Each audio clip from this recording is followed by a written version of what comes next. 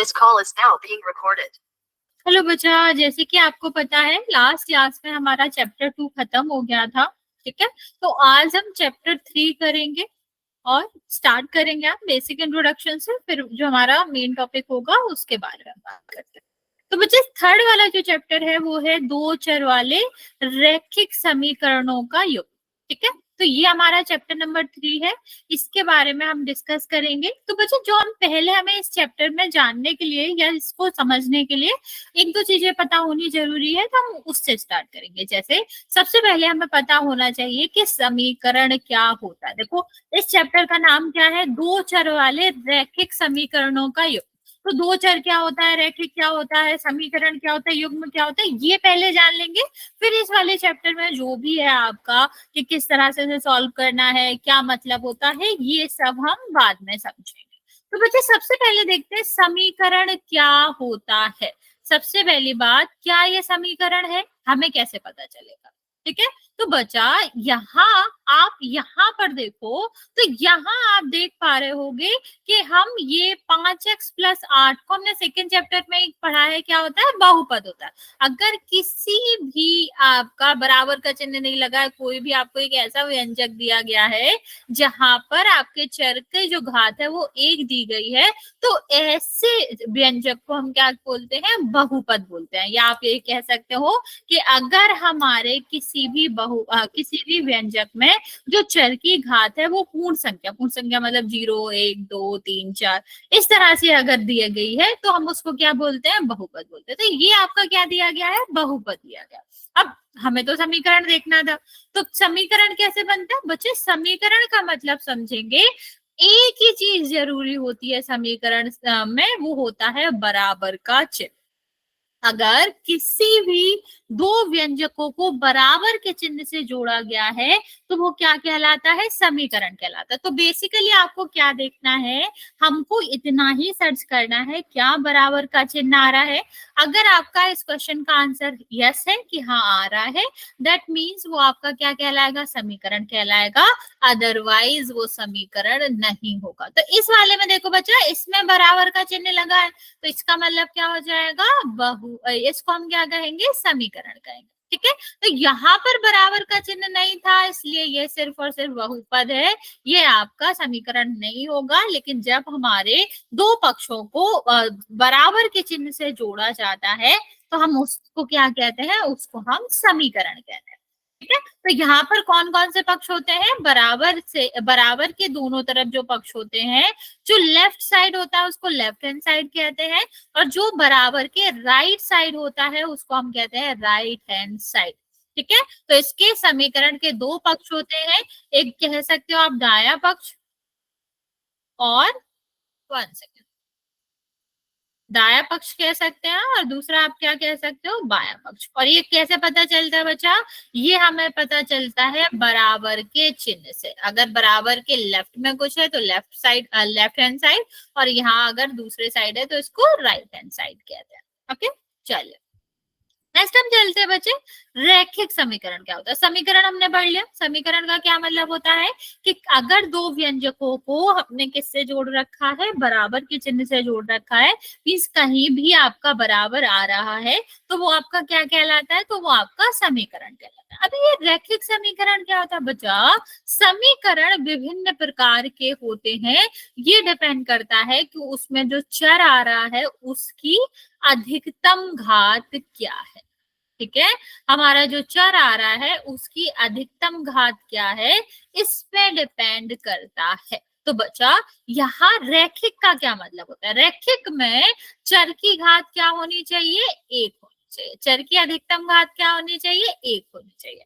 तो वो समीकरण जिनमें जो चर आ रहा है उसकी अधिकतम घात 1 होती है, तो हम उसको क्या कहते हैं? रैखिक समीकरण कहते हैं। मैं रिपीट कर रही हूँ बच्चा, ऐसा समीकरण का मतलब जिसमें बराबर का चिन्ह आ रहा हो, ऐसा समीकरण जिसमें चर की अधिकतम घात क्या होती है? चर की घात 1 होती है, अधिकतम घात 1 होती है, वो क्या कहलाता है? रैखिक समीकरण कहलाता है। ओके, अब देखो, आगे देखें हम, ये जो रैखिक समीकरण होता है ये चर पे भी डिपेंड करता है। जैसे अभी हमने देखा था, हमें क्या चाहिए था, हमें दो चर वाला चाहिए था।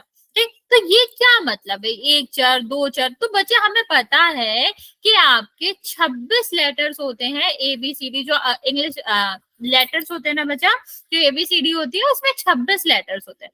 26 में भी अगर हमें किसी भी समीकरण में दो अलग अलग लेटर दिखते हैं तो वो क्या कहलाते हैं, दो चर वाला रैखिक समीकरण कहलाएगा। ठीक है, तो हमने क्या देखना बचा, रैखिक समीकरण भी दो अलग अलग प्रकार का हो सकता है।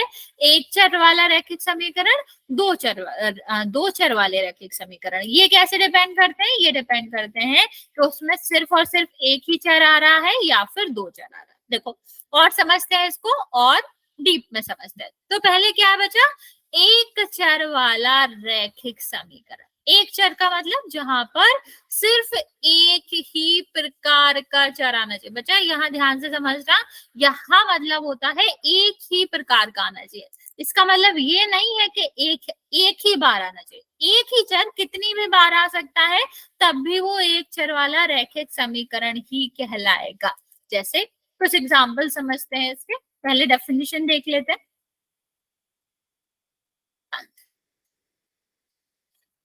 यहाँ पर कहा गया है x plus 5 is equal to 0। यहाँ पर क्या कहा गया है, x is equal 2x plus 10 is equal to 4x minus 20। ठीक है, सेकंड कहा गया है 2x plus 5y is equal to 11। चलिए अभी अगर मैं पूछूं कि बताओ इसमें कौन कौन सा एक चर वाला रैखिक समीकरण है कि नहीं। अभी बाकी एक चीज मैं हिंट बता देती हूँ कि सारे ही रैखिक समीकरण है, आपको सिर्फ इतना पता करना है कौन सा एक चर वाला है कौन सा नहीं। मैं रिपीट करती हूँ, कैसे पता करोगे, हमको देखना होता है कि एक ही प्रकार का चर आ रहा है। चर का मतलब क्या होता है बच्चा, चर का मतलब होता है ऐसा जो कुछ भी वैल्यू ले सकते हैं, जैसे अक्षर होते हैं उन्हें हम चर कहते हैं ना। तो हमें वो देखना है कि एक ही प्रकार का चर आ रहा हो, ऐसा ना हो कि एक ही बार। इससे मतलब नहीं वो कितनी बार आ रहा है, पर प्रकार या फिर सेम चर ही आना चाहिए। ओके चलो अभी ट्राई करो और बताओ इसमें कौन सा एक चर वाला रैखिक समीकरण होगा, कौन सा नहीं। मैं आपको 30 सेकेंड देती हूँ। ओके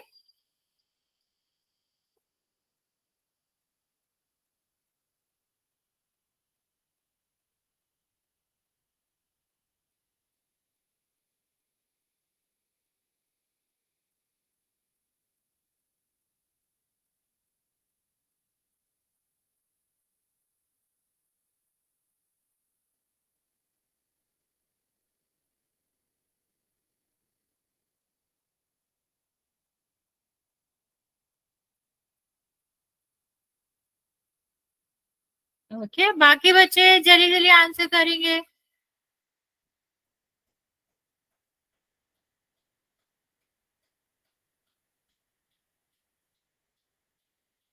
20 सेकेंड और दे रही हूँ मैं, जल्दी से आंसर कर दो।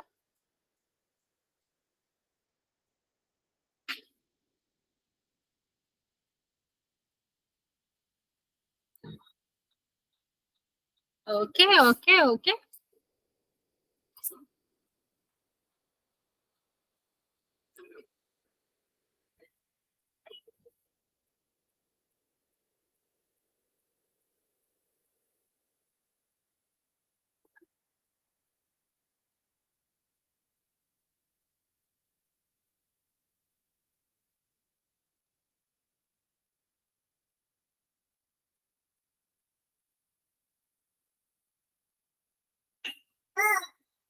ओके चलो देखो, यहाँ पर देखो, पहले हमने क्या कहा, हम रिपीट कर देते। रैखिक समीकरण तो हमें पता ही है क्या होता है, क्या होना चाहिए, बराबर का चिन्ह। रैखिक का मतलब चर की जो अधिकतम घात है वो एक होनी चाहिए, एक से बड़ी घात नहीं आनी चाहिए। एक चर का मतलब होता है सिर्फ और सिर्फ जो जो चर होते हैं एबीसीडी, जो 26 के 26 लेटर्स होते हैं, अक्षर होते हैं इंग्लिश के, उनमें से सिर्फ एक ही आना चाहिए। ये फर्क नहीं पड़ता है, हेलो हेलो मुस्कान बच्चा, कि कितने बार वही चर आ रहा है। अगर एक चर आ रहा है वो 10 बार भी क्यों ना आ रहा हो समीकरण में, तब भी वो एक चर वाला समीकरण ही कहलाता है। बस चर का प्रकार एक ही होना चाहिए। तो यहाँ पर देख पा रहे हो हम, बराबर तो है ही, ठीक है, ये आपका सबसे बड़ी पावर एक भी है तो रैखिक समीकरण तो है, ठीक है। लेकिन यहाँ पर हमें क्या चेक करना है, क्या एक ही चर वाला रैखिक समीकरण है? हाँ, क्योंकि सिर्फ और सिर्फ एक्स ही आ रहा है, एक्स के अलावा तो कुछ आ नहीं रहा है, तो एक चर वाला रैखिक समीकरण हो जाएगा। यहाँ पर देखो एक ही चर आ रहा है, दोनों जगह पर जो चर आ रहा है उसकी अधिकतम घात भी एक है, बराबर का चिन्ह भी है, तो इसका मतलब है ये एक चर वाला रैखिक समीकरण है। नाउ यहाँ पर देखते हैं, यहाँ पर दो अलग अलग चर आ रहे हैं, भले ही ये रैखिक समीकरण तो है बच्चा, क्योंकि जो भी चर आ रहे हो उनमें सबकी पावर एक एक ही है, लेकिन यहाँ पर मेन बात ये याद रखने वाली ये है बच्चा कि जो चर आ रहे हैं वो दो अलग अलग चर आ रहे हैं, एक जगह एक्स आ रहा है, एक जगह वाई, वो हमें नहीं चाहिए, हमें सिर्फ एक ही प्रकार का चर चाहिए था जो कि यहाँ पर नहीं है। तो आंसर क्या हो जाएगा, आंसर यहाँ पर नो हो जाएगा। मतलब पहला और दूसरा तो एक चर वाला रैखिक समीकरण है, लेकिन दूसरा एक चर वाला रैखिक समीकरण नहीं है, बट हाँ रैखिक समीकरण तो है। ओके, चलिए आगे बात करते हैं। हमें क्या सीखना है यहाँ पर, हमें देखना है क्या हम कोई समीकरण बना सकते हैं। ठीक है, हमें क्या देखना है, क्या हम कोई समीकरण बना सकते हैं, अगर हमें कहा गया है कि कैसे बनाना। तो हम देखते हैं बच्चा ये कैसे बनाया जाता है। रैखिक समीकरण बनाने के लिए हमें क्या करना पड़ता है, ध्यान से समझेंगे। क्या कहा गया है, किसी संख्या में तीन जोड़िए और तीन जोड़ने पर 10 प्राप्त। अब हमें संख्या पता नहीं है, ठीक है। जब हमें कोई चीज पता नहीं होती है तो हम क्या करते हैं, हम उसकी जगह पर चर मान लेते हैं, क्योंकि देखो चर की जगह जो चर है उसकी जगह पर कुछ भी आ सकता है ना बच्चा, चर की वैल्यू तो फिक्स होती नहीं है, तो चर हमारा जो है उसकी वैल्यू कुछ भी हो सकती है। तो हम यहाँ पर मान लेते हैं कि जो संख्या है, संख्या जिसकी यहाँ पर बात कर रहे हैं वो क्या है, एक्स है। जरूरी नहीं है एक्स मानो, कोई भी चर मान सकते हो, ABCD Y X Y Z तक कुछ।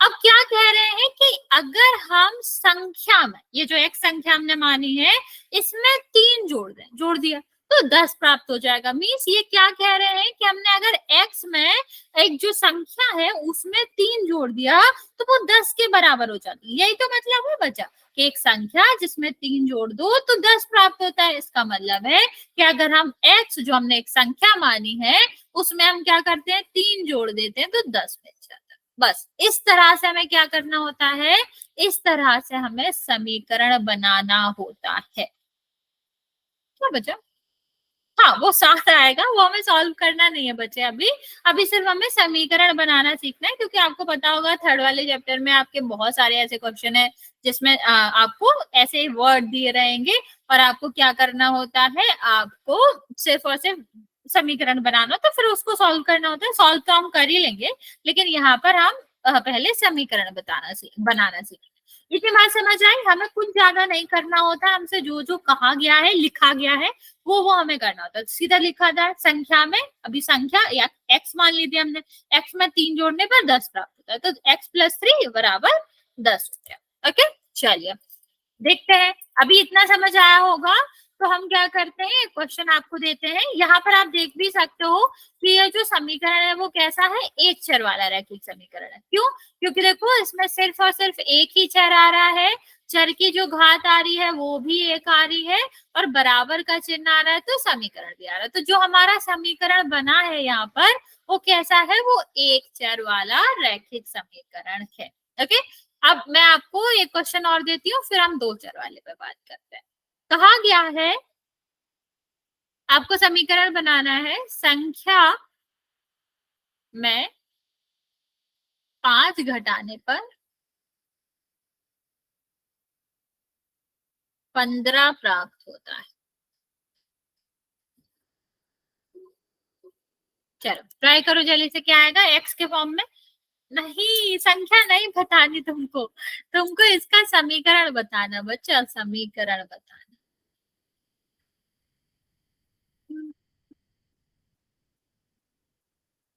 इसको आपको एक चर वाला समीकरण बना के बताना है। आंसर कोई नहीं बताएगा इसका।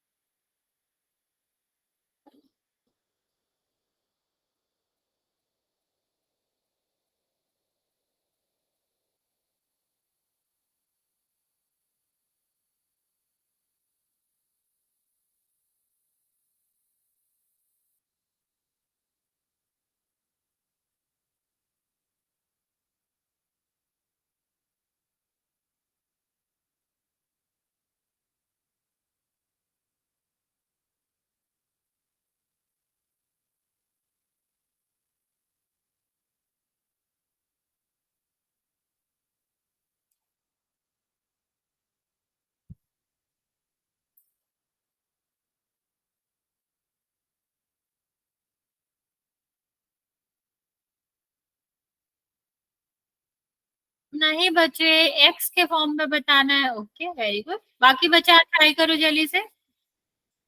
हमको संख्या नहीं बतानी है, हमको समीकरण बताना है। इससे संख्या को एक्स मान लो, फिर समीकरण बनाओ। बाकी बच्चे जल्दी से आंसर करो।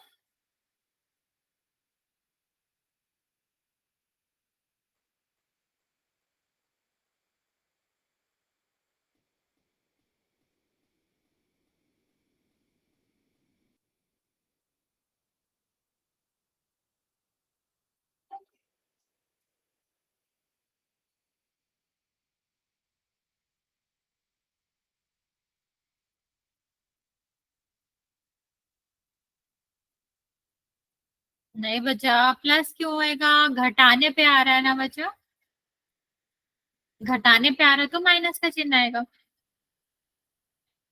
बाकी बच्चे जल्दी से ट्राई करो। मैं आपको 10 मिनट 10 सेकंड का टाइम और देती हूँ, फिर मैं आपको बताती हूँ कि कैसे क्या आंसर आएगा इसका।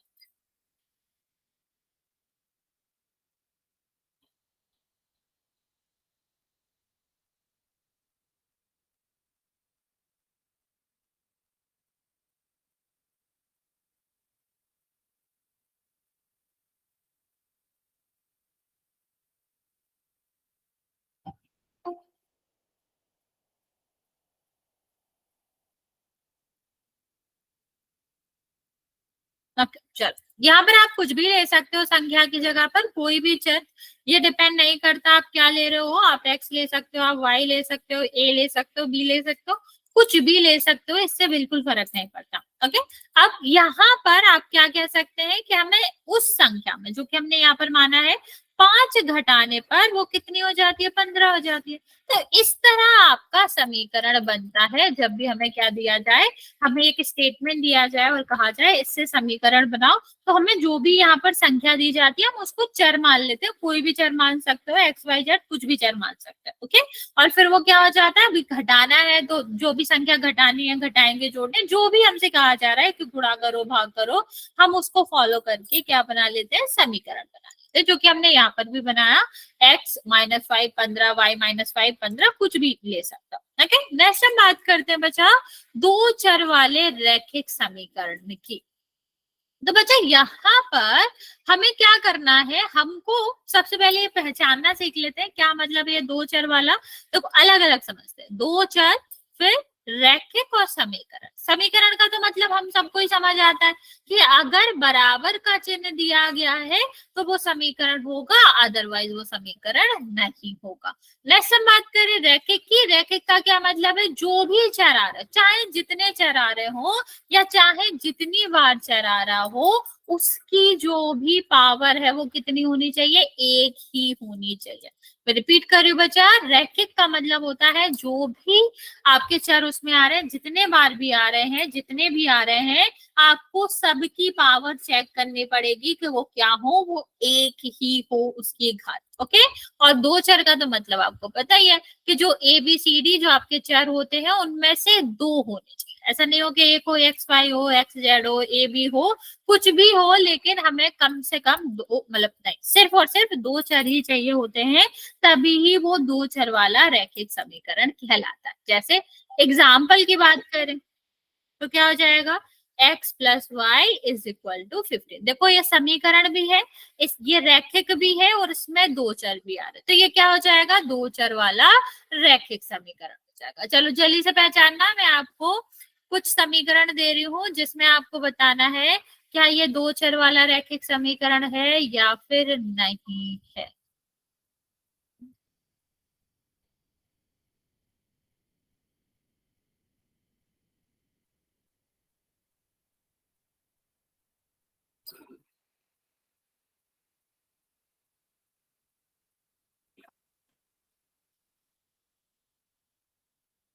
चलो ट्राई करो, इसमें से कौन सा है कौन सा नहीं, यस और नो में आंसर करना है। और क्या बताना है? दो चर वाला रैखिक समीकरण। एक से ज्यादा है, हो भी सकता है एक से ज्यादा, एक से ज्यादा नहीं भी हो सकता है। उससे हमको ये ऑप्शनल नहीं है, आपको सबका अलग अलग आंसर देखना है। तो जल्दी से देखोगे और मुझे आंसर बताओ। ओके। बाकी बचे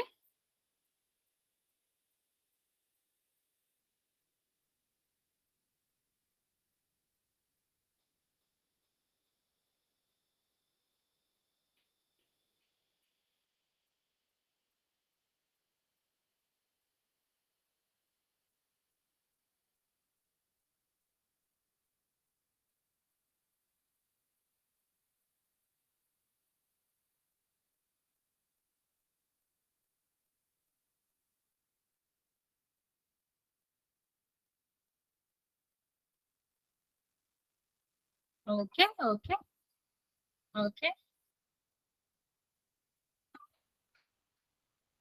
हमें समीकरण नहीं चाहिए बच्चा, समीकरण तो सारे ही हैं, हमको दो चर वाला रैखिक समीकरण चाहिए।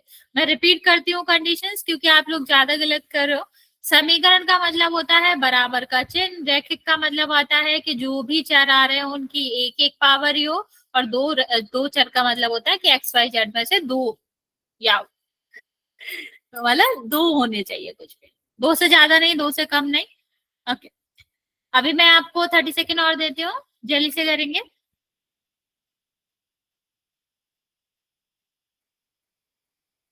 किसी को आंसर चेंज करना है तो भी कर सकता है।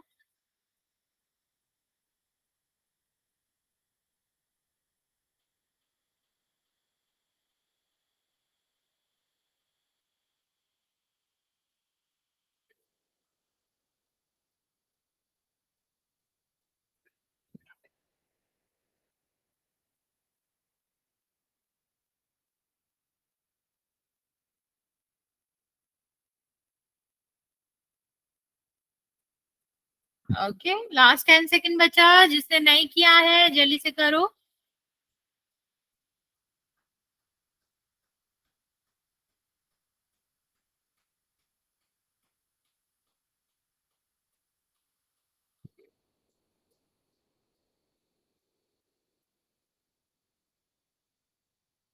ओके, चलिए देखते हैं।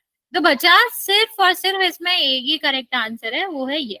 ठीक है, अब बाकी क्यों नहीं है देखते हैं। ये तो आपको पता ही चल रहा है, दो ही चर आ रहे हैं इसमें, एक्स और वाई ही आ रहे हैं। ठीक है, और जहां जहां भी एक्स और वाई आ रहे हैं सबकी घात एक है और बराबर का चिन्ह है, तो ये तो है, ये तो आपका क्या हो जाएगा, यस हो जाएगा। यहाँ देखो, एक्स आ रहा है, वाई आ रहा है, जेड आ रहा है, तो क्या ये होगा।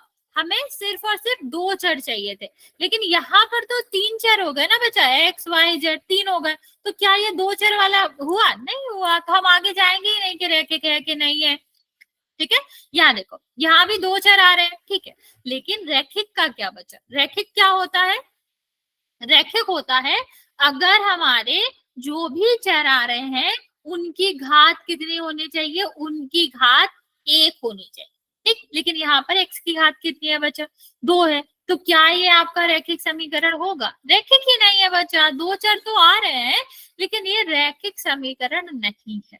अब यहाँ देखो क्या कहा गया है, यहाँ पर तो एक ही चर आ रहा है, तो ये तो हो ही नहीं सकता। तो बहुत सारे बच्चों ने आंसर सी दिया था बच्चा, लेकिन सी नहीं होगा, क्यों, क्योंकि वहां पर वो दो चर वाला है, समीकरण है, लेकिन रैखिक नहीं, उसका मैक्सिमम पावर, अधिकतम जो घात है वो दो नहीं होनी चाहिए, एक ही होनी चाहिए, तभी ही वो क्या कहलाएगा, रैखिक कहलाएगा। ओके, चलिए,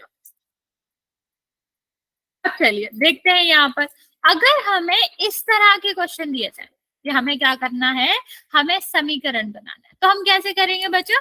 यहाँ पर देखो कितनी चीजें हैं जो आपको नहीं पता, यहाँ पर एक सेब है और दूसरा संतरा। अगर मैंने कहा होता कि सेब की संख्या 6 है, तो आप क्या लिखते कि सेब बराबर 6, और अगर हमें सेब को चर से भी दिखाना होता तो आपका सीधा सीधा क्या आता, एक्स बराबर 6 आ जाता। ठीक है, तो लेकिन यहाँ पर सेब की संख्या नहीं है, सेब और संतरे की, मतलब दोनों चीजों की, सेब प्लस संतरा जो है उसकी उसकी जो संख्या है वो कितनी है, 6, सेब प्लस संतरे की। तो अभी हमें क्या करना है, यहाँ पर समीकरण एक्स वाई के रूप में दिखाना है ना, अभी सेब संतरे के रूप में तो नहीं दिखा सकते, तो हम क्या मान लेते हैं कि सेब की संख्या कितनी है, एक्स है।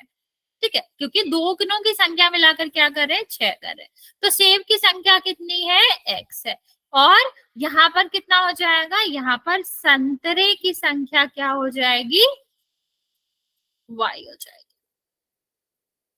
ठीक है, अब यहाँ पर देखो क्या हो जाएगा, सेब प्लस, मतलब सेब की संख्या एक्स, संतरे की संख्या वाई, और दोनों को प्लस करेंगे तो क्या आएगा, 6 आएगा। हमें इस तरह से समीकरण बनाने होते हैं बच्चा, कि जो हमें वर्ड्स दिए गए हैं उसको चर, देखो समीकरण में क्या होता है, चर होता है, चर होता है, बराबर का चिन्ह होता है, तो चर हमें देखना, अभी सेब और संतरे तो चर नहीं है ना बच्चा, तो हमें उसको क्या मानने पड़ेगी, उसकी संख्या एक्स और वाई में माननी पड़ेगी जो चर होता है। तो हम क्या करेंगे, सेब की संख्या को x मान लिया, संतरे की संख्या को y मान लिया, दोनों को प्लस करोगे तो 6 लिखेंगे, मतलब x plus y is equal to 6 आ गया, जो कि आपका एक दो चर वाला रैखिक समीकरण है।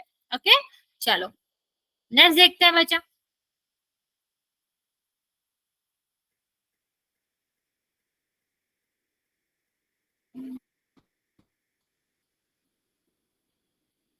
अच्छा चलो यहाँ पर देखते हैं। अब नेक्स्ट क्वेश्चन ये है, क्या आप यहाँ पर ये बता सकते हो कि टोटल 6 संतरे और सेब की संख्या 6 है, तो क्या आप ये बता सकते हो कि कितने सेब है कितने संतरे हैं? क्या हम एक्स और वाई की वैल्यू बता सकते हैं? हाँ या ना, सोचो जल्दी से।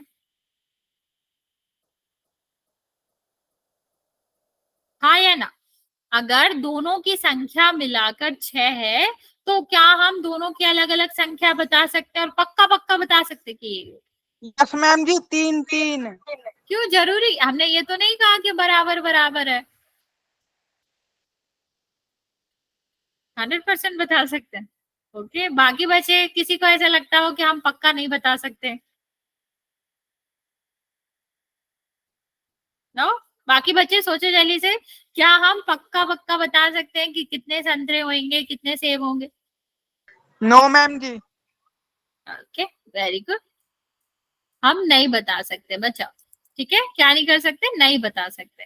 क्यों नहीं कर बता सकते? क्योंकि हमारे पास डिफरेंट पॉसिबिलिटीज है कि हमारा क्या हो सकता है, हमारे अलग अलग हो सकते हैं। जैसे हमने कहा दोनों का सम 6 है, तो हो सकता है सेब कितना हो, एक भी नहीं हो, कुल मिलाकर संतरे ही संतरे 6 हो, तब भी तो दोनों का योग 6 ही होगा। हमें दोनों का योग 6 करना बचा, तो हम नहीं बता सकते। हमारे पास डिफरेंट डिफरेंट पॉसिबिलिटी है, संभावनाएं हैं कि आपका 6 किस तरीके से हो सकता है सेब की संख्या 1 हो, ठीक है? संतरे की संख्या क्या हो बच्चा? संतरे की जो संख्या है वो 5 हो, ठीक? या फिर सेब की संख्या 2 हो, तो यहाँ पर टोटल 6 है ना बच्चा, तो यहाँ पर 4 होगा। मान लो यहाँ पर 3 है, तो यहाँ पर कितना होगा? 3 होगा। सेम अगर सेब की संख्या 4 है, तो यहाँ पर कितना हो जाएगा? यहाँ पर 2 हो जाएगा। सेब की संख्या 5 है, तो यहाँ पर कितना हो जाएगा? 1 हो जाएगा। अगर यहाँ पर 6 है, यहाँ पर 0 हो जाएगा। तो हमारे पास कुल मिलाकर 7 पॉसिबिलिटीज है बच्चा, 7 संभावनाएं हैं जिनसे हम राम के पास कुल संतरों की संख्या 6 आ जाएगी। तो आप ये नहीं कह सकते हो कि तुमको पक्का पक्का पता है कि सेब और संतरे की संख्या कितनी होगी। नहीं, हम अनुमान लगा सकते हैं कि ये सातों में से एक तो पॉसिबल है, लेकिन ये कह पाना कि कौन सी कंडीशन है, ये बहुत ही मुश्किल है। और ये जो आपके होते हैं ना बच्चा, जो पॉसिबिलिटीज होती हैं कि ये हो सकता है, इन्हीं को समीकरण का हल कहते हैं। मैं रिपीट कर रही हूँ, समीकरण का हल का मतलब समझ लो कि जब हमने कहा कि कुल सेब और संतरे जो हैं वो आपका क्या करेंगे, वो कुल संख्याएं जो हैं वो आपकी 6 है, ठीक है? तो अभी हमें क्या करना है, हमें देखना है क्या क्या संभावनाएं हो सकती है कि कुल संख्या 6 आ जाए, और इसी संभावनाओं को जो आपकी यहाँ पर दी गई है, जो 7 पहले संभावना हमने लिखी थी, उन्हीं को हम क्या कहते हैं, उन्हीं को समीकरण का हल कहते हैं। अभी यहाँ पर दो चर वाला रैखिक समीकरण है, तो हम क्या कहेंगे कि ये दो चर वाले रैखिक समीकरण के हल है। ओके, अब आप एक क्वेश्चन और करेंगे। कहा गया है श्याम के पास जो पेन और पेंसिल है उनकी संख्या 4, ठीक है? तो बताओ, मतलब इसको हमें समीकरण बताना है क्या आएगा। अच्छा, और ये भी बताना है कि इस समीकरण के कितने हल हो सकते हैं, समीकरण के कितने हल होंगे। मैं हाँ बच्चा, हमें जो है कि दो है? जो है वो दो नहीं है, जो पेन और पेंसिल है, मतलब जो भी पेन और पेंसिल है उसके पास, उनकी संख्या, कुल संख्या कितनी है? 4।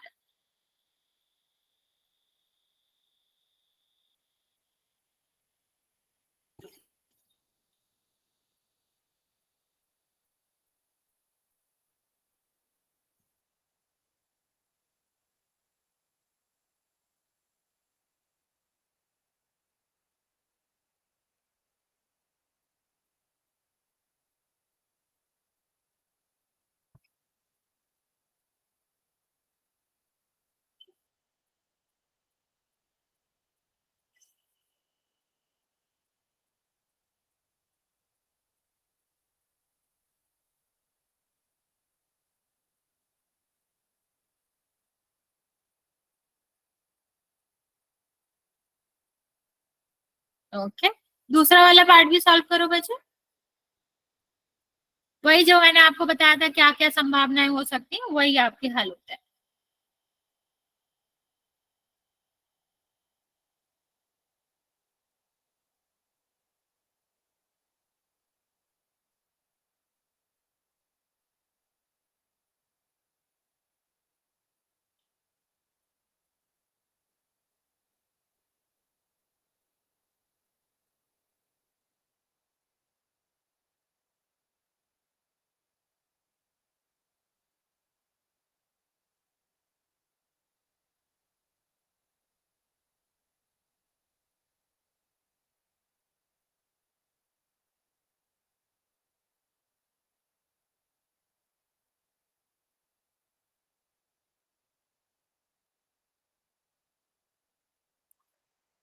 ओके ओके बच्चे, ये तो एक ही हुआ, कितने कुल हल होंगे ये पूछा है।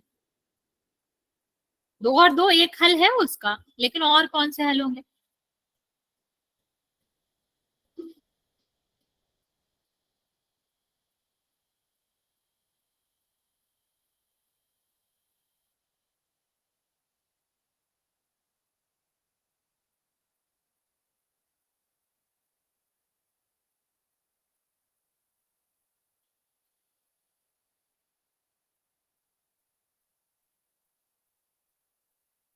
नहीं, अनेक नहीं है, मतलब कह सकते हो कि बहुत सारे हैं, लेकिन यहाँ पर नंबर बता सकते हो ना बच्चा।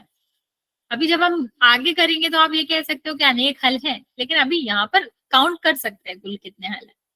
हाँ बच्चा, ओके चलो, अभी मैं बताती हूँ क्या होएगा। देखो क्या कहा है, पेन की संख्या हम मान लेते हैं x है, और पेंसिल की मान लेते हैं y है। दोनों को जोड़ेंगे तो कितना दिया गया है, 4 दिया गया। अब देखते हैं समीकरणों का हल। तो जब भी हमें समीकरणों का हल निकालना हुआ करे, जीरो से स्टार्ट करा करो। मान लो पेन 0 है तो यहाँ इसको कितना होना पड़ेगा, 4, तभी 4 हो सकते हैं। अगर ये 1 है तो ये कितने हो जाएंगे, 3, क्योंकि कुल तो 4 ही है ना बच्चा। ये 2 है तो ये कितना हो जाएगा, 2। अगर ये 3 है तो कितना हो जाएगा, ये 1। ये अगर 4 है तो कितना हो जाएगा, 0। तो कुल मिलाकर कितने हल हो गए, 5 हल हो गए। उसके पास इन पांचों में से कुछ भी हो सकता है। हो सकता है उसमें 0 हो, उसके पास पेन की संख्या, पेंसिल की 5 हो। टोटल हमें पता है ना बच्चा। अभी टोटल अगर हमें पता है तो हम सिर्फ यही बता सकते हैं कि इन पांचों में से कोई पॉसिबिलिटी हो सकती है, जो कि हमारा क्या होता है बच्चा, जो कि हमारा क्या होता है, यहाँ पर आप कह सकते हो कि आपका यहाँ पर जो, मतलब ये इनमें से कोई भी हल हो सकता है। हमारी सिचुएशन किसी एक में भी फिट आ सकते हैं। ओके, समझ आया?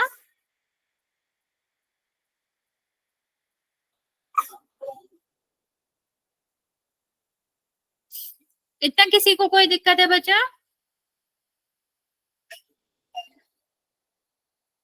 No ma'am. ओके बच्चा, अगर यहाँ तक समझ आ गया है तो हम नेक्स्ट आगे करते हैं कि दो चर वाला रैखिक समीकरण तक हम समझ गए। हमको युग्म की बात करनी। युग्म का सीधा सीधा मतलब होता है जोड़ा, मतलब दो। तो अगर हम दो समीकरण ऐसे लें जो दो चर वाले हों और एक साथ लिखे हों, तो हम उसे क्या कहेंगे, दो चर वाले रैखिक समीकरणों का युग्म कहलाएगा। तो देखते हैं बच्चा क्या होगा यहाँ पर। यहाँ पर आप कह सकते हो कि हमें एक, ठीक है, ये हमें क्या कहा गया है, हमें दिया गया है x प्लस वाई बराबर 6, जो पहले देख चुके हैं। ठीक है, क्या देख चुके हैं हम देख चुके हैं कि यहाँ पर जो आपका चर आ रहा है, जो हमने क्या माना था, x और y माना था, क्या यहाँ पर सेब और संतरों की संख्या वो कितनी है, वो दोनों की संख्या 6। तो हमने दोनों का सम क्या कर दिया, 6 कर दिया। ओके, अब हम बात करते हैं आगे। 1 सेकेंड बच्चे, यहाँ पर 6 हो गया। अब मान लो हमें कुछ और भी जानकारी दी गई हो, जैसे राम के पास सेब, जो सेब है वो संतरे से 2 ज्यादा है। तो यहाँ हम क्या लिख सकते हैं, जो सेब है वो संतरे से 2 ज्यादा है। तो हम ये नहीं लिख सकते कि अगर हम सेब में से संतरे को घटाएंगे तो हमारा क्या आएगा, हमारा 2 आएगा। हाँ या ना बच्चा? देखो, अगर हमें दो चीजें दी गई हैं, पहला में क्या दिया गया है, दोनों की संख्या 6 है, और दूसरा में क्या दिया गया है, दूसरा में दिया गया कि दोनों का अंतर, अंतर ही तो है ये। कि सेब जो है वो संतरे से 2 ज्यादा, मतलब सेब में से अगर हम संतरे को घटाएंगे, सेब की संख्या में से संतरे को घटाएंगे तो क्या होगा, 2 हो जाएगा। अभी ये क्या हो जाएगा बच्चा, यही हम कहेंगे कि ये हमारा दो जो समीकरण आए वो हमारा क्या हो जाएगा, दो चर वाले, दोनों दो चर वाला है, रैखिक है, एक एक दिया गया है, और ये आपका युग्म है क्योंकि दो दो दो आपको दिया गया है। ओके, तो ये आपका क्या हो जाएगा, दो जब समीकरण होते हैं तो हम इसको क्या कहते हैं, दो चर वाला रैखिक समीकरण का युग्म कहते हैं। समझ आया बच्चा, हाँ या ना, जल्दी से बताओ। Yes, ma'am. ओके, बाकी बच्चे, Yes, ma'am. Yes ma'am. Okay okay, चलो फिर हम कुछ और क्वेश्चन करते हैं, आपको और अच्छे से समझ आ जाएगा। ओके बच्चा, ठीक है, तो इसी ये पूरे चैप्टर में आपको यही मिलेगा क्योंकि हमें पता है चैप्टर का नाम भी यही है कि दो चर वाले रैखिक समीकरणों का योग। अब हम इन्हीं को हम देखेंगे कि कैसे सॉल्व करते हैं, विभिन्न विभिन्न विधि देखेंगे। इस पूरे चैप्टर में आपको यही ही देखना है, ठीक है, तो इनको हम पहले समझ लेते हैं अच्छे से।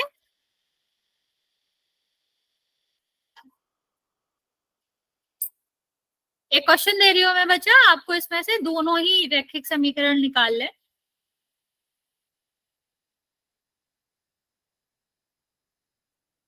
सीता के पास कुल 15 रुपए है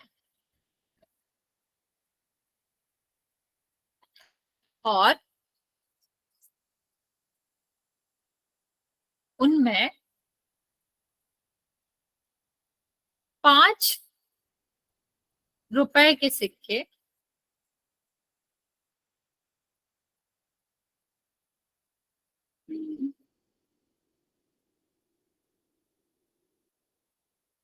तथा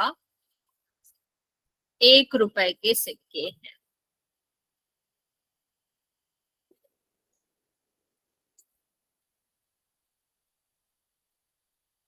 1 रुपए के सिक्के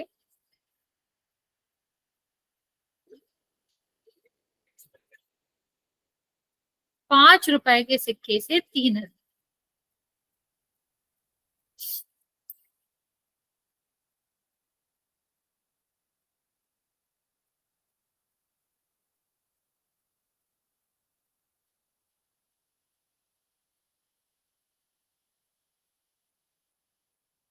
समीकरण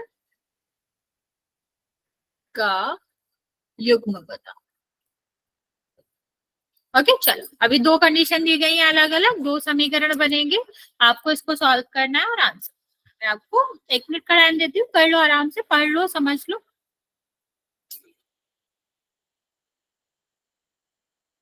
मैम जी कुछ समझ नहीं आ रहा। क्वेश्चन समझ नहीं आ रहा, मैं समझाती हूँ। क्या क्या क्वेश्चन है, इतना लंबा क्वेश्चन नहीं है, बस मैंने लिख दिया इतना बड़ा। सीता के पास कुल 15 रुपए है, उस 15 रुपए जो हुए हैं उसके पास दो तरह के सिक्के हैं, 5 रुपए की, 1 रुपए, ठीक है। और क्या कहा गया है कि 1 रुपए के जितने सिक्के हैं ना उसके पास, 5 रुपए के सिक्के से वो 3 ज्यादा है, ठीक है। अभी अब दो समीकरण बनाने, एक पहला कुल वाले से बनाओगे और दूसरा ये अधिक वाले से बनाओगे, इतना हिंट मैंने किया, अभी ट्राई करो।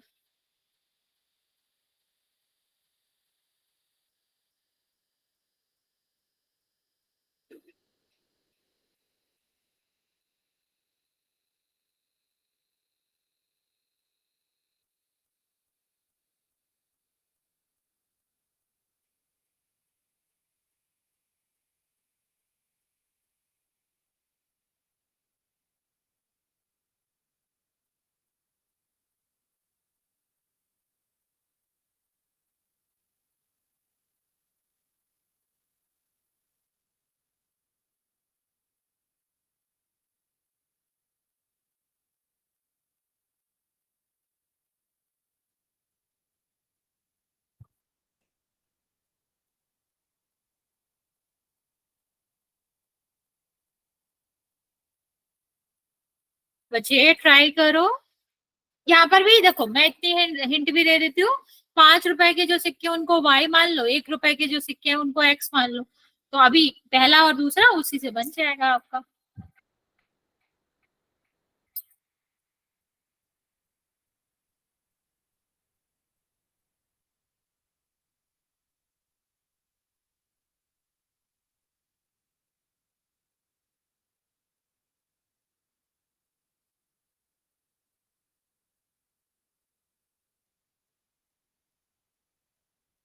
ओके, ये पहला हो गया, दूसरा वाला भी ट्राई करो।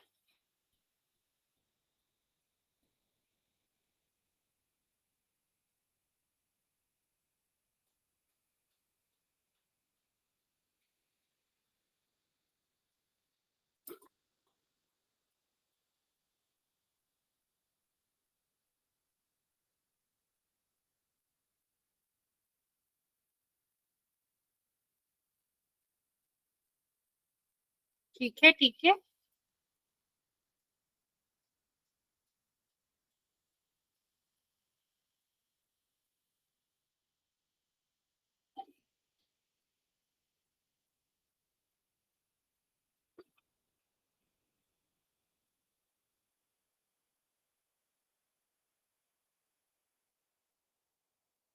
बचा, दूसरा वाला भी समीकरण बनाओ, और बाकी बचे ये वाला दोनों का ही ट्राई करो।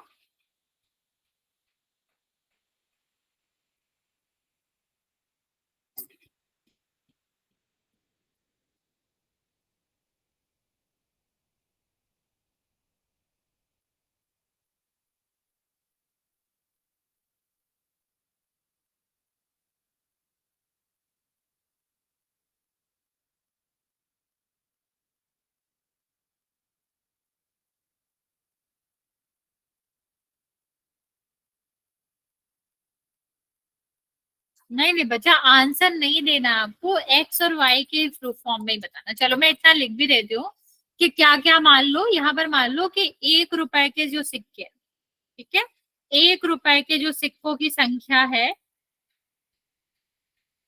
वो क्या है, वो एक्स है, तो यहाँ पर एक्स आ गया। ठीक, और 5 रुपए की जो है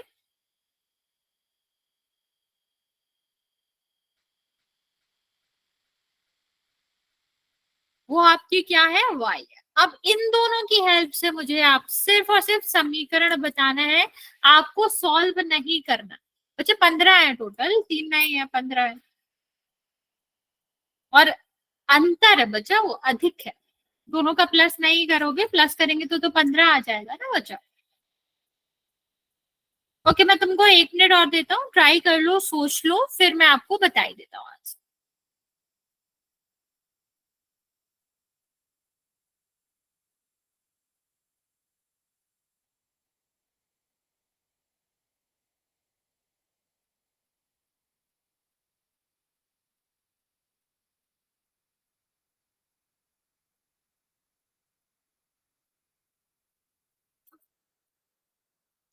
बच्चा, आंसर नहीं चाहिए हमें, हमको सिर्फ और सिर्फ समीकरण चाहिए एक्स और वाई के फॉर्म।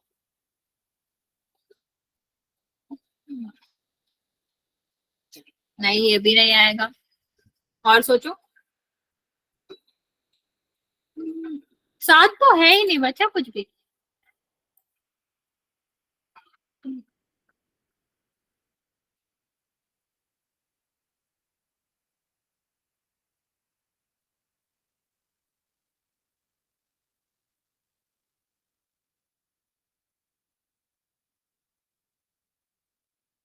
ओके चलो, मैं दोबारा समझा रही हूँ।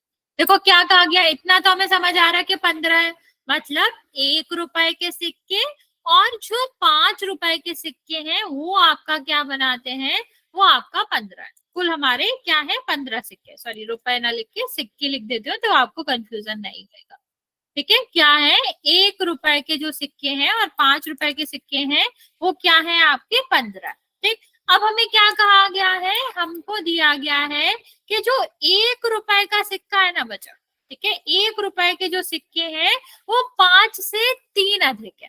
तो 1 रुपए के सिक्के कौन से, एक्स।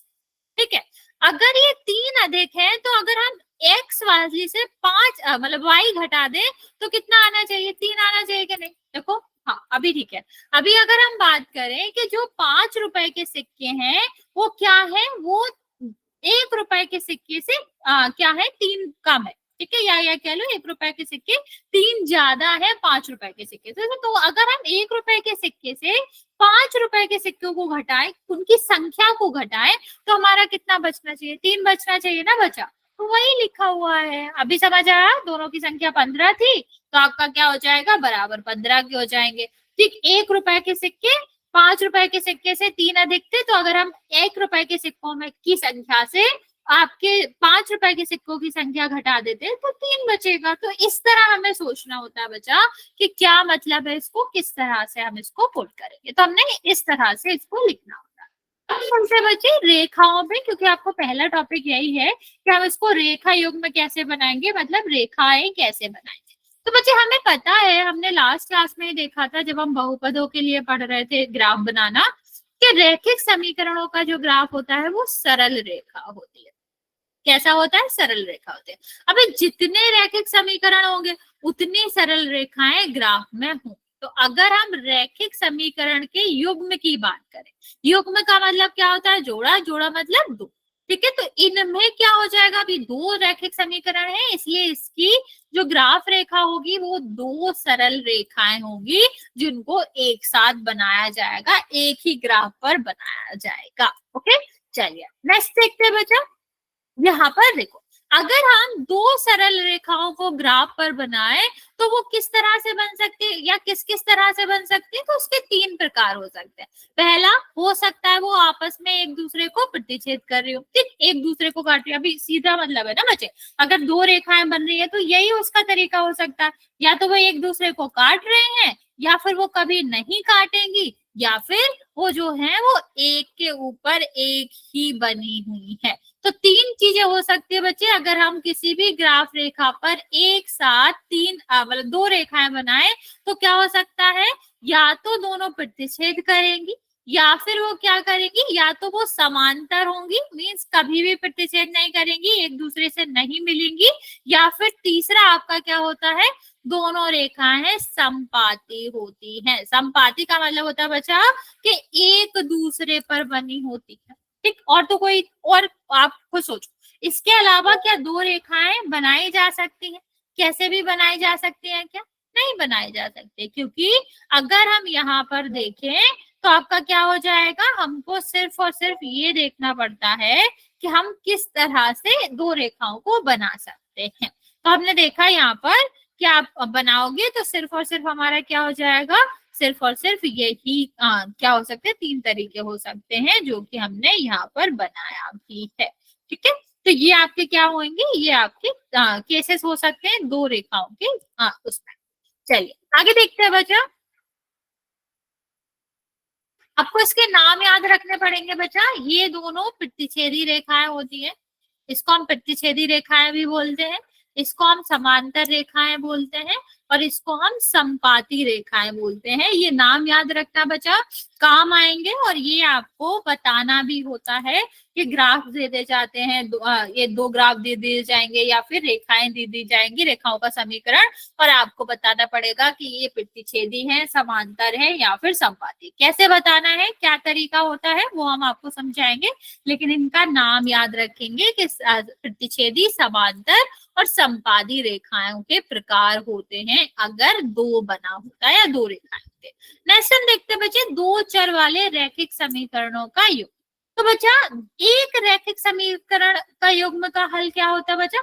अगर हम रैखिक समीकरणों का युग्म देखें तो आप किस तरह से करते हैं? यहाँ पर दो चर वाले रैखिक समीकरण का देखें तो दो तरीके होते हैं। एक तो ग्राफ की विधि होती है, ठीक है, ज्यामिति मेथड होता है। ग्राफ हम पहले दोनों का बनाएंगे, फिर जिस तरह का ग्राफ बनेगा उस तरह से हम बता सकते हैं कि उसके कितने सोल्यूशन है या कौन कौन सा सोल्यूशन है, ठीक है। जैसे उसका एक सोल्यूशन है, एक हल है, दो हल है, अनेक हल है, एक भी हल नहीं है, तो ये हम ग्राफ देख के भी बता सकते हैं। जैसे अभी हमने देखा कि जो आपके क्या होते हैं, ये प्रतिच्छेद करते हैं, उनका एक हल होता है। जो कभी भी एक दूसरे से नहीं मिलेंगे उनका कोई हल नहीं होता है, ठीक। इसी को हम डिटेल में देखेंगे कि ग्राफ बनाकर हम कैसे समीकरणों का हल बताते हैं। और दूसरा हमें पता ही है, जैसे हमें पता है कि x और y जो होंगे, अगर कोई ग्राफ दिया गया है, इस तरह से हमें क्या दिया गया है, इस तरह से हमें कोई भी इक्वेशंस दिए गए हैं, तो हम x और y की जो वैल्यू निकालेंगे, जितने वैल्यू के लिए, जितने मान के लिए ये दोनों इक्वेशन सत्य होती हैं, सही होती हैं, वही क्या कहलाते हैं? वही आपके वो आपके हल कहलाते हैं। तो हम ये नॉर्मली भी सॉल्व कर सकते हैं, नॉर्मली इनको जोड़ घटा के देख सकते हैं कि x और y की वैल्यू क्या आएगी। तो वही आपका क्या कहलाता है? बीजगणितीय विधि कहलाएगी। तो बच्चा दो विधि होती है, एक जो ग्राफ बनाकर हम बता सकते हैं हल, दूसरा हम इसको नॉर्मली इससे एक्स और वाई का सॉल्व करके देख सकते हैं कि हमारी बीजगणितीय विधि से क्या हल होगा। ठीक है, नेक्स्ट हम देखते हैं बच्चा कि ज्यामितीय विधि द्वारा दो चर वाले रैखिक समीकरणों का कैसे हल किया जाता है। तो बच्चे मान लो हमें क्या दिया गया है, हमको एक इक्वेशन दी गई है x plus y is equal to 6। तो हमें क्या करना है, यहाँ पर x और y दोनों का मान पता नहीं है, तो हम क्या इसका हल डायरेक्ट बता सकते हैं? नहीं बता सकते। ठीक है, तो हमें एक चर का मान अगर हम सोच लें तो हम दूसरे का बता सकते हैं आसानी से। जैसे अगर मान लो x का क्या हो 0, ठीक, तो हम क्या कह सकते हैं, y का कितना हो जाएगा, y का 6 हो जाएगा। अगर अभी हमने बताया था ना बच्चा ऐसे कि अगर यहाँ पर 1 हो तो यहाँ पर मतलब 2 है, यहाँ पर x इज इक्वल टू 2 है तो y इज इक्वल टू क्या हो जाएगा 4। अगर y 0 है तो x इज इक्वल टू कितना आ जाएगा बच्चा, 6 आ जाएगा। अगर y इज इक्वल टू 1 है तो हमारा x इज इक्वल टू कितना आ जाएगा 5। ये आपका क्या है, अगर x इज इक्वल टू 3 है, y इज इक्वल टू 3। ये अभी हमने बताया था ना कि हल कैसे निकाले जाते हैं, कि अगर हमें एक का मान पता है तो हम दूसरे का निकाल सकते हैं। तो बच्चा हल का क्या मतलब है, हल का मतलब है कि इसमें जो भी चर आ रहे हैं उनका मान। तो हल हम कैसे लिखते हैं, x कॉमा वाई, तो ये क्या हो जाएगा 0 कॉमा 6। ठीक है, ये आपके 2 कॉमा 4, ये आपका 0 कॉमा 6, 1 कॉमा 5, ठीक है, 3 कॉमा 3, ये आपके क्या हो जाएंगे, ये समीकरणों के हल हो जाएंगे, संभावित हल हो जाएंगे। ओके, तो यहाँ पर हम क्या होता है बच्चे कि अगर हम यहाँ पर निकालना चाहें तो हमारा क्या होता है, इस तरह से हम निकाल सकते हैं। और हम ये पहले भी सॉल्व कर चुके हैं कि इसके x प्लस वाई के कुल कितने हल होते हैं, यहाँ पर 7 हल होते हैं। अभी अगर एक हल है तो हम एक हल कहते हैं, उसको यूनिक कहते हैं, लेकिन अगर एक से ज्यादा हल है तो हम इसको क्या कहते हैं, अनेक हल कहते हैं। तो किसी भी दो चर वाले रैखिक समीकरणों के अनेक हल हो सकते हैं। ठीक है, जैसे कि हमने यहाँ पर देखा कि x plus y is equal to 6 का क्या है बचा, इसके 7 हल होते हैं, अभी हमने करके देखा था, तो इसके अनेक हल हो सकते हैं। ओके ओके, तो नेक्स्ट क्लास में हम देखेंगे कि इसको ग्राफ, इन्हीं हलों का ग्राफ कैसे प्लॉट करते हैं, कैसे बनाते हैं ग्राफ, और किस तरह से हम ग्राफ से इनके हल देख सकते हैं। दोनों चीजों के बारे में बात करेंगे। अगर यहाँ तक किसी को कुछ पूछना है तो पूछ सकते हैं।